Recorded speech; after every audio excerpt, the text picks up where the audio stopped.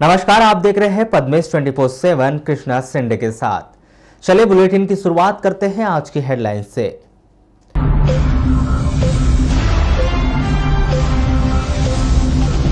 Chit fund Belkin company के 2 director Sudhir और भूपेंद्र गिरफ्तार, कोतवाली पुलिस की कार्रवाई।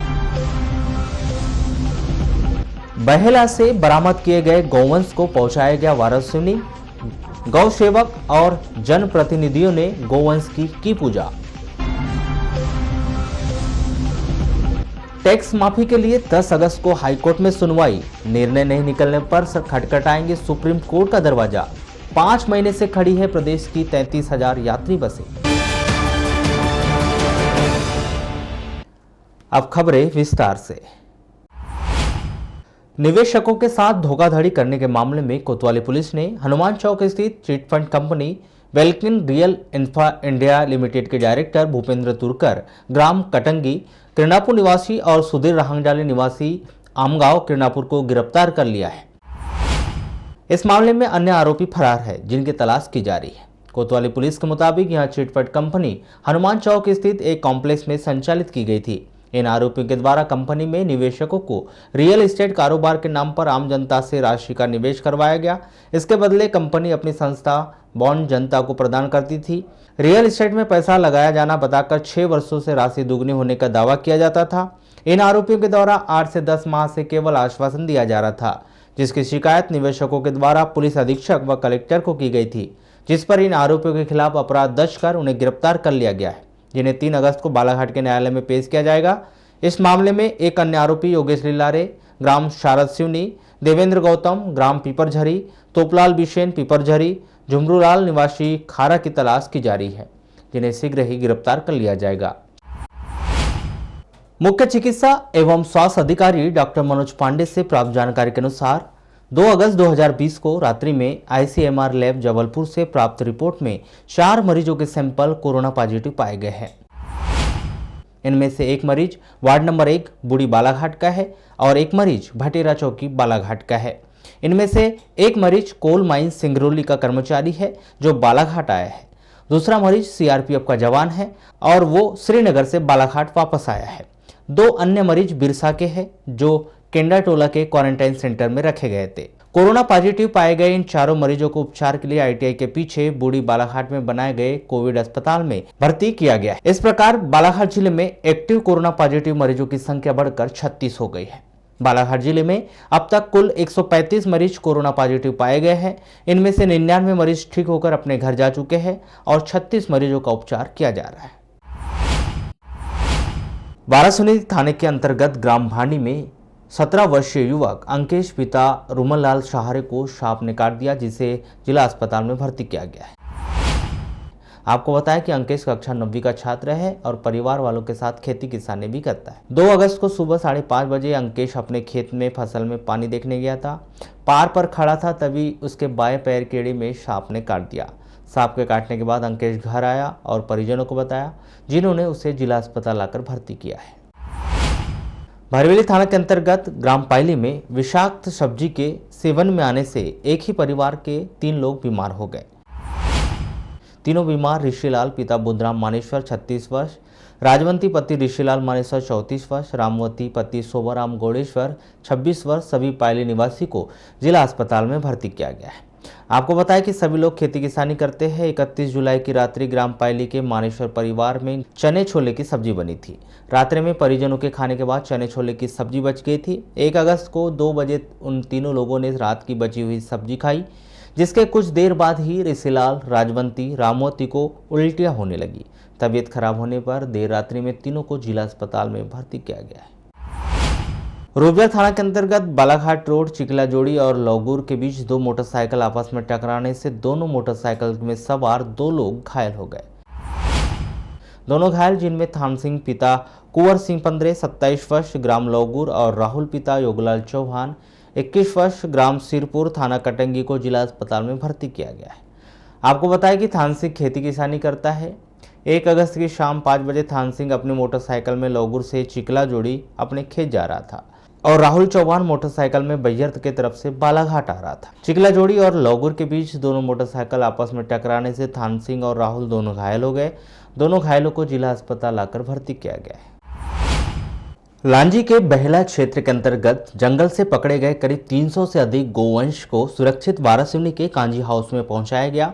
इस बीच नगर के हनुमान चौक में गोवंश की गौ सेवकों के द्वारा और जनप्रतिनिधियों के द्वारा पूजा की गई और प्रशासन से यह मांग की गई कि गौ तस्करी से जुड़े हुए लोगों पर सख्त कार्रवाई की जाए। इस संदर्भ में भाजपा के पूर्व जिला अध्यक्ष रमेश रंगलानी ने कहा कि गौ सेवकों की सतर्कता के चलते करीब 400 से अधिक गौवंश को बचाया गया है, जिन्हें सुरक्षित वारासिवनी के कांजी हाउस पहुंचाया जा रहा है। के बहेला थाने वहाँ के गांव में 3-4 दिन पहले हजारों की तादाद में गाय वहाँ पर देखी गई, जिसके लिए पकड़ने के लिए अभियान जब चला तो गायों को वहाँ से जंगल की तरफ छोड़ दिया गया, जिसकी वजह से उस समय वो गाय पकड़ में आई नहीं। लेकिन पता चला कि वो कई दिनों से वो रैकेट चल रहा था। वहाँ से महाराष्ट्र और छत्तीसगढ़ की सीमाएं करीबन 15-16 किलोमीटर पड़ता है। 10-15 मिनट में 20 मिनट में छत्तीसगढ़ पहुँच जाए, 20 मिनट में महाराष्ट्र चला गया। ऐसा ही गांव चुना गया इस काम के लिए। केवल वहाँ पर ये कुछ लोग वहाँ पर बसे, पन्ना से आकर के केवल इसी काम के लिए वो बसे थे। वहीं समाज सेवी बीएम शरणागत ने कहा कि गौ तस्करी का एक रैकेट चल रहा था, जिसे पुलिस प्रशासन की मदद से उजागर किया गया है। उन्होंने कहा कि हिंदू धर्मावलंबी गाय को माता की तरह पूजते हैं।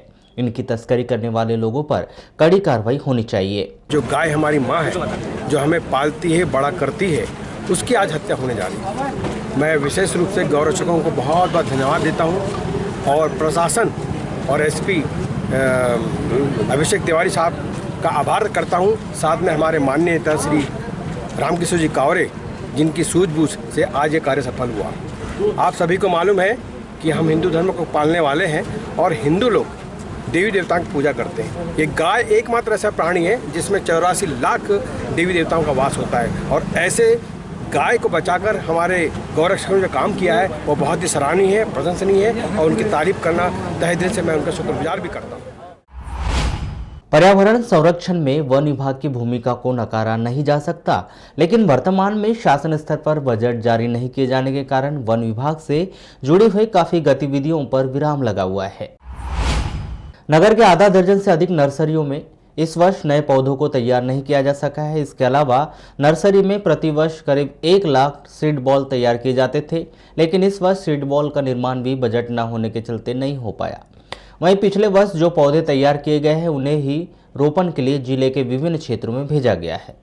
इस संदर्भ में नर्सरी के मजदूर ने बताया कि लॉकडाउन के कारण ही नर्सरी तैयार करने में दिक्कत आई है और सीड बॉल का निर्माण नहीं हो पाया है। नहीं, इस बार नहीं बना। क्यों नहीं बनाया, क्या कारण? पता नहीं, ये तो मालूम है बजट के कारण, लॉकडाउन की वजह से। बजट का तो अपने को मालूम नहीं है। अच्छा, पिछले साल कितने लगभग बनाए थे सीड बॉल अपने? कितने बनाए? पिछली बार तो 1 लाख 1 लाख बनाए थे। अच्छा, इस बार नहीं बन पाया। वही संदर्भ में दूरभाष पर चर्चा के दौरान रेंजर श्री भलावी ने बताया कि इस वर्ष बजट जारी न होने के कारण सीड बॉल का निर्माण नहीं हो पाया है। पिछले वर्ष करीब 25,000 का बजट था तो सीड बॉल का निर्माण किया गया था।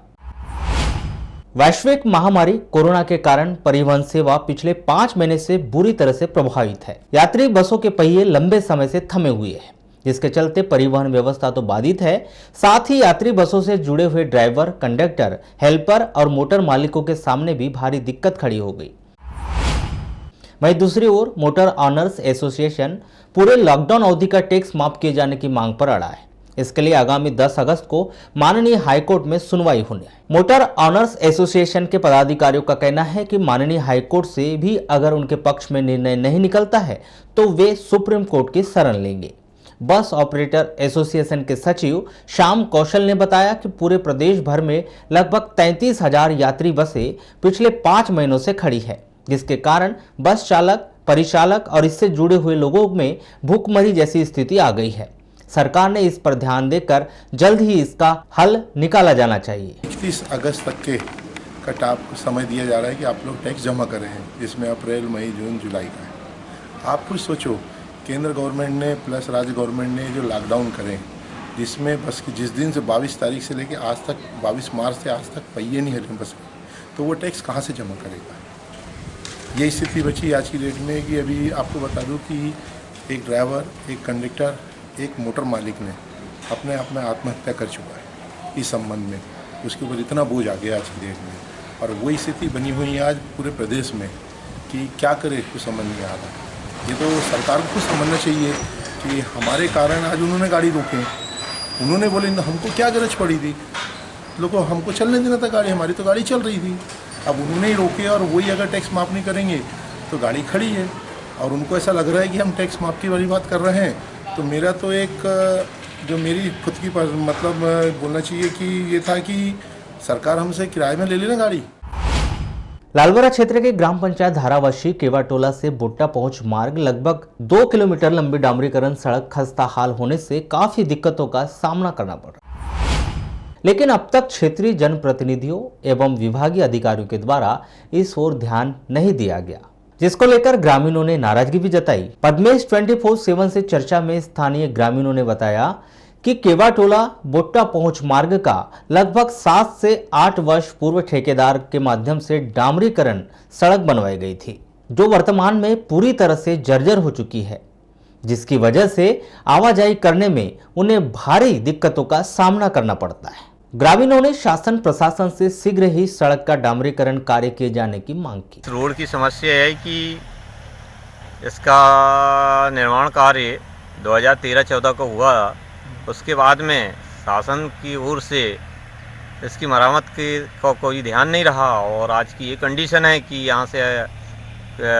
बोट्टा से लेके धारावासी, देवगांव, मौसमी, तुम्हारे रानी कोटार, रानी टोला तक के लोग यहाँ से आना जाना का गमन किया, आवागमन है। तो गाड़ी घोड़े डंपर एवं सब्जी का गाड़ी, तो समस्या क्या है? समस्या ये है कि आज की कंडीशन में यहाँ से नाइट में चल नहीं पाता, और रोडों के ऊपर पूरी गिट्टी आ गई हैं, और मट्टी, कीचड़, पानी बरसातों में निकल नहीं पा रहे हैं। डामरीकरण से डामरीकरण तो उखड़ ही गया है, डामरीकरण का कोई नाम निशाना नहीं। लामता के ग्राम पांडेवाड़ा में एक युवक को उसी के रिश्तेदार की एक महिला सहित 3 लोगों ने लाठी, हाथ बुक्कों से मारकर घायल कर दिया।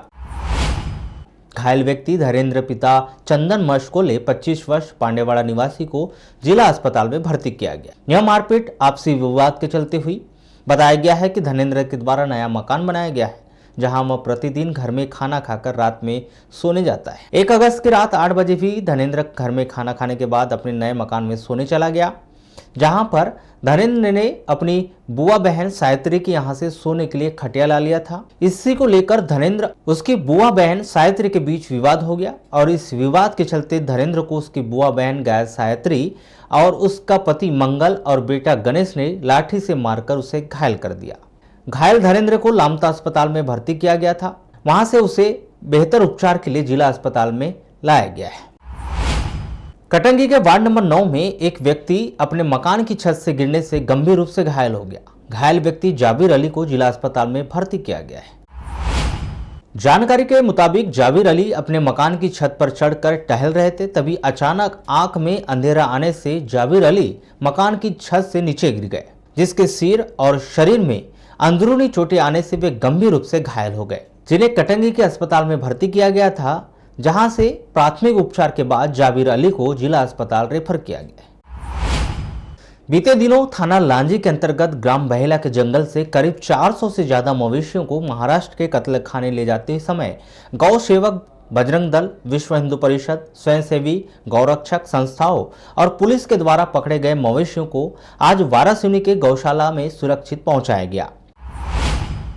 1 अगस्त को मवेशियों को हाँकते हुए कुछ दूर तक लाया गया, जिसके बाद मवेशियों की हालात देखी गई कि वे सभी बेहद ही नाजुक और कमजोर हो गए हैं, जिस पर जन सहयोग से उन्हें ट्रकों में भरकर गौशाला लाया गया है। ये मवेशी छत्तीसगढ़, महाराष्ट्र की और मध्य प्रदेश की जो सीमा है वहाँ से पकड़े गए हैं, और 1 हफ्ते भर से गौसेवक लोग इनके पीछे पड़े हुए थे। काफ़ी मेहनत करने के बाद ये जंगल में भगा दिए गए जानवर थे। तो अभी परसों ये जानवर हमारे पकड़ में आए, और पुलिस प्रशासन ने ज़बरदस्त सहयोग किया, इसीलिए हमको इतनी बड़ी सफलता मिली। और कुछ जानवर अभी और मिलना बाकी है, उसके लिए भी हमारे कार्यकर्ता और गौ सेवक लोग लगे हुए हैं। और इन जानवरों को लेकर पैदल निकले थे, पर जानवरों की स्थिति इतनी दयनीय हो गई थी कि कल रात को भाने गांव के पास रात्रि विश्राम किए और फिर लोगों से अपील की कि ऐसे जानवरों को ले जाने में हमको तकलीफ आ रही है, मदद की दरकार है। तो काफ़ी लोगों ने ट्रकों की मदद हमको कर दी। 8 ट्रक यहाँ आ चुके हैं, उसमें लगभग 260 जानवर आ चुके हैं और अभी 5-6 ट्रक आना बाकी है। करीब 400-450 जानवर यहाँ पर आएंगे। तो पद्मेश 24/7 में बस इतना ही। कुछ नए समाचारों के साथ और आपसे मुलाकात होगी, तब तक के लिए दीजिए इजाजत। नमस्कार।